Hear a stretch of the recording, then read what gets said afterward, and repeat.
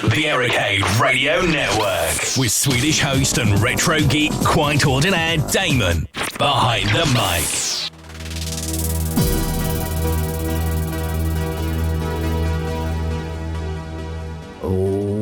Alright, great. Okay, I'm just toying around with something here. The Rodecaster Pro II. It came out 2 days ago, the 15th of June 2022. And it's mine. I bought it with my own money. So you know I'm not sponsored or anything. I'm going to talk about my first impressions. Do they last or not? I'm not going to use this in the broadcast per se, as I already have a production line for that. So this is going to be used in a podcast called IT-säkerhetspodden, which is an IT security podcast. But here we are.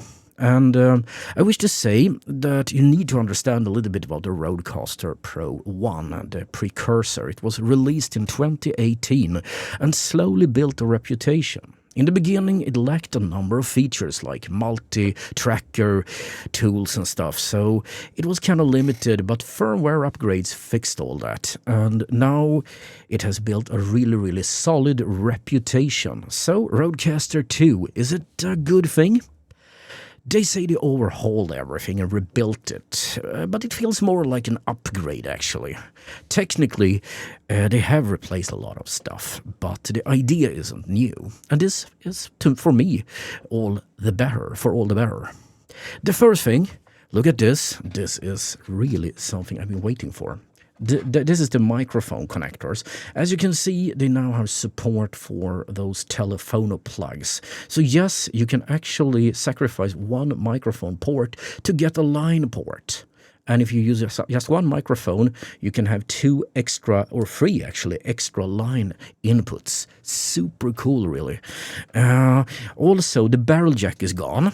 I was a bit on the fence of that. I felt like, oh no, this is not a good thing.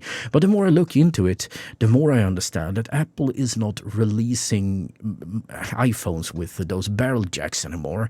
And most Android phones don't have them either. So this is the only thing they could do with it.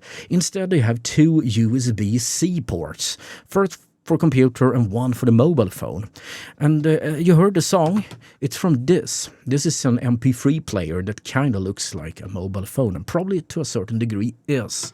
It connects via USB-C and it works pretty well actually. Haven't tested it out totally. I had some kind of noise coming in from this. I believe there is some bug in the software, so you have to be a bit careful when you test stuff out. But I think that's a minor thing.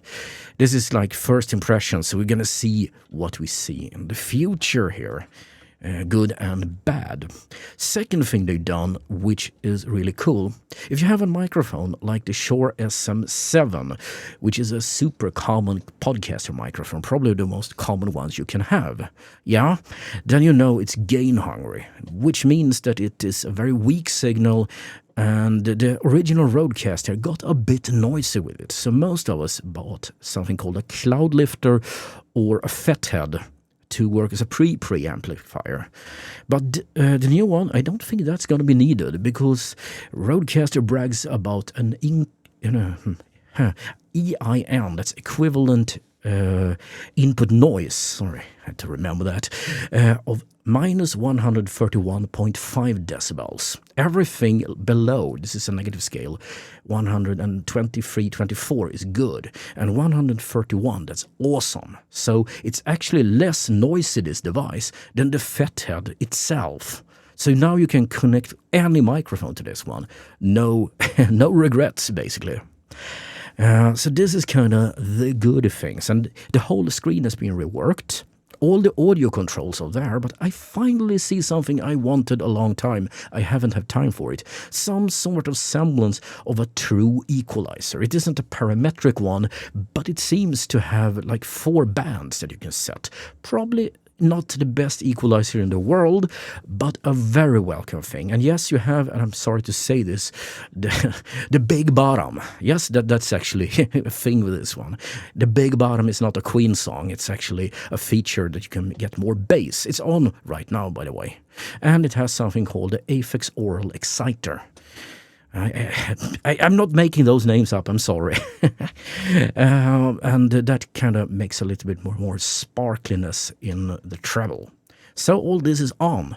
Everything you hear is through this device, and it's running with pretty much default settings. More or less, at least. I mean, I had to set some stuff up.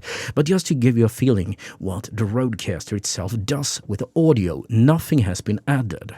So this is a good feeling, actually. I think it sounds good, really good. The screen has been overhauled, what do you say, it's totally revamped. I'm not good with this language. So you have actually moved around, so you have the master output levels up here, topmost right. And this makes it very easy to see. It's a haptic screen, touch screen. And it has all the features you have come to love. Anything bad with it? Well, I have seen a bit of a slow startup time. Once or twice, it's kind of reluctant to start up quickly. I guess they're going to fix that in some firmware release, but it hasn't really caused me any trouble. And I also noted that, this is a bit of a sad thing. If you look at the software here, this software is from in Windows, and it's connected to the Rodecaster. You don't have to use it, but it kind of helps. And the first thing here is something I haven't found. I'm sorry if I'm missing something here, but I don't think it's present anymore. You can't set the settings for the compressor, for the de-esser, for the gate and stuff anymore in the software. You have to go to the machine itself. Not a big thing, but I kind of like that feature. Also note that you have physical faders and you have virtual faders. The virtual faders are not here. They can be controlled by clicking on them and then using this general knob here to kind of set this, which means that the whole thing has been shrunk a little bit. It's not as wide as the old one. Here is the old one, by the way. Let's see if I can. This is weird. I have to think, like mirror imaging everything.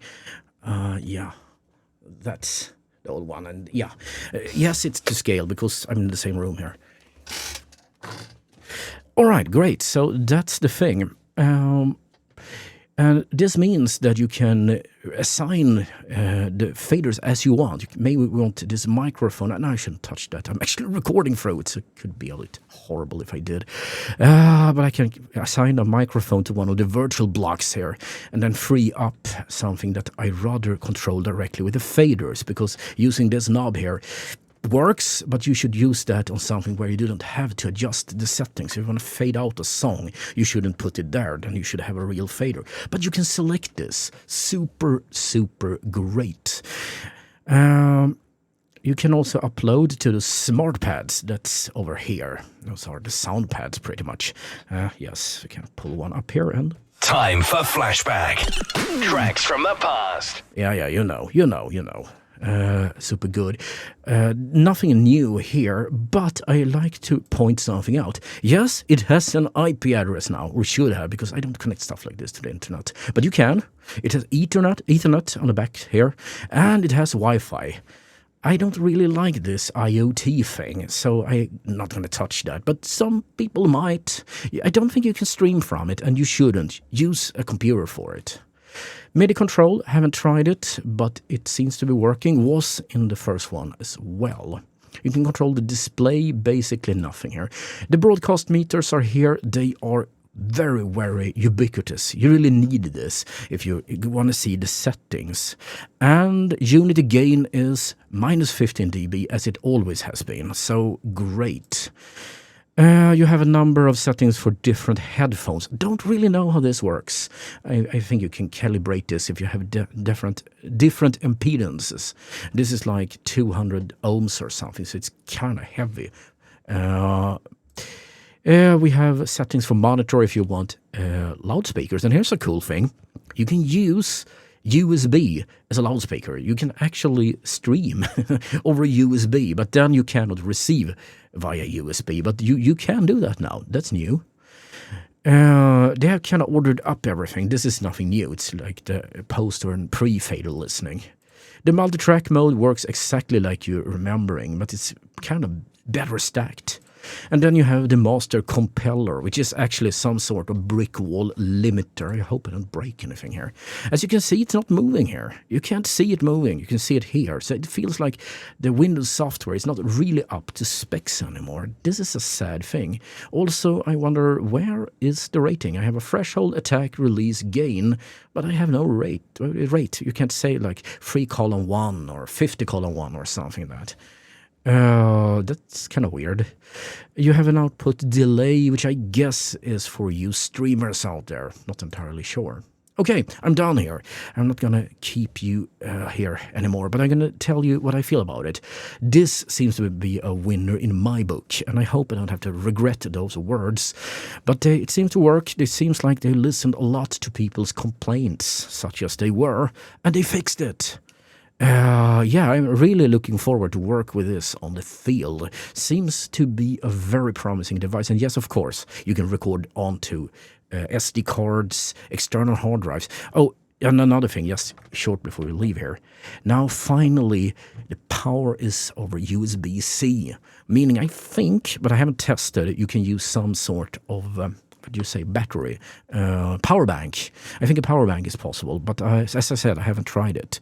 This was optional extra with the Rodecaster I.